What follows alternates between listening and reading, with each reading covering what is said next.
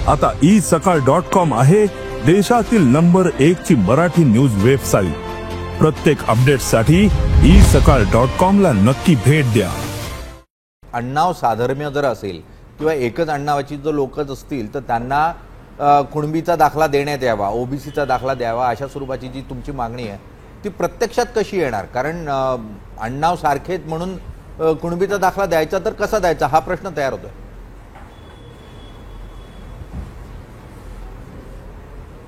नाही, त्यात प्रश्नाचं काय, साधं गणित येते। कारण शेवटी काय की आम्ही आडनाव असणारे लोक आम्ही एक येत ना सगळे, त्यात वेगळं असण्याचं काय कारण? त्यात आता कोणी काय गैरसमज पसरायचा आहे त्याशी आम्हाला नाही देणं घेणं, आम्हाला त्या भानगडीत पडायचं पण नाही आहे। समान आडनाव असणारे आम्ही सगळे भावकी आहे, आमचं कुळ एक आहे, आमचे नातेसंबंध आहेत, आमचा व्यवसाय शेती आहे, आम्ही कुणबी आहेत, कुणबी आणि मराठा एकच आहे। आणि मराठवाड्यातला मराठा हा सगळा गॅजेटियरनं कुणबी दाखवला। मग आमची संख्या गेली कुठं? पूर्वी छत्रपती संभाजीनगर जालना हा एक होता, इथं 2.5 लाख कुणबी आहेत, कुठे गेले?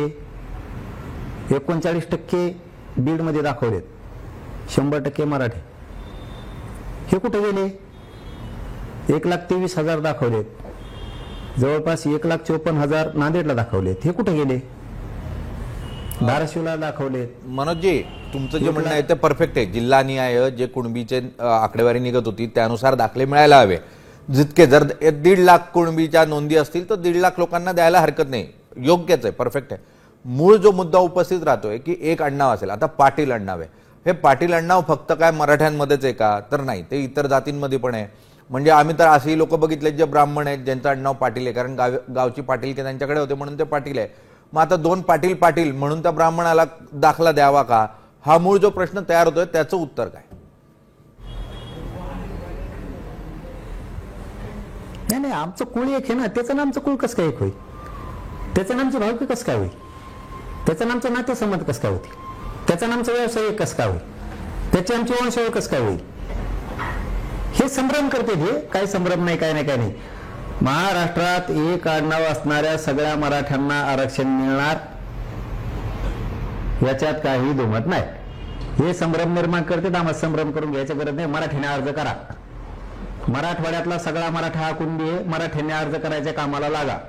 कोण काय म्हणतं देण द्यायचं नाही, काय नाही। आपण वंशावळीच्या निमित्तानं तुम्ही जे म्हणताय ते बरोबर आहे की वंशावळ जर येत असेल तर द्यायला काय हरकत आहे? जर वंशामध्ये तो माणूस येत असेल, त्याच्या कुळामध्ये तो दिसत असेल तर द्यायला काहीच हरकत नाही आणि ते दिलं पाहिजे। कुळाची जर क्रोनॉलॉजी मिळत असेल तर द्यायला काहीच हरकत नाही। पण अशा परिस्थितीमध्ये जर इतरांनी अण्णाव साधर्म्य म्हणून अर्ज केला तर त्याची तपासणी कुळांबरोबर कशी करायची याची काही माहिती आहे का? की कशा स्वरूपात याची जुळणी करून घ्यायची? नाही हो, त्याचा गॅजेटचा नामचा संबंध काय? आमचा गॅजेटचा त्याचा काय संबंध? आमच्या महसुली गॅजेटियरमध्ये पुरावा आहे, दस्तावेज सरकारी। मराठवाड्यातला सगळा मराठा हा कुणबी आहे, त्यामुळे इथल्या मराठ्यांना हैदराबादच्या गॅजेटच्या आधारे काढलेल्या GR नुसार आरक्षण मिळणार आणि ते देण्याचं काम दिवाळीच्या आत फडणवीस साहेबांनी करावं, विखे साहेबांनी करावं। महाराष्ट्रातील सर्व बातम्यांचे विश्वासार्ह व्यासपीठ,